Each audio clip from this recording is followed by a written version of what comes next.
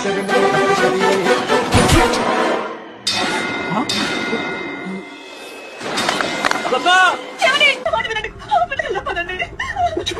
గుడికొచ్చి మనం ప్రసాదం తినకుండా ఎప్పుడైనా వెళ్ళావా? అమ్మా కలుపుతున్నారమ్మా. ఉప్పు కొంచెం తక్కువైంది కదా అట్లా, నాకు కూడా కొంచెం ఉంచు అట్లా. టెన్షన్ పడమ్మా, నాకేం కాదులే.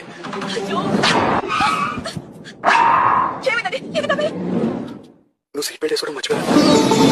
ఎండగా ఉందని చూసాక రత్న, మళ్ళీ నీకు వంట తగిలితే నేను తట్టుకోలేను. నాగరత్న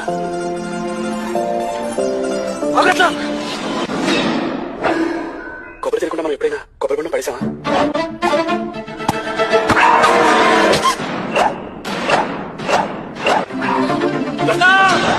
సార్ ఆవిడేం కాదులేండి, మీరు ముందు ఫస్ట్ ఎయిడ్ తీసుకోండి. చిన్న చిక్కు హార్ట్లో హోల్ పడింది. ఎందుకండి అంత బాధపడతారు?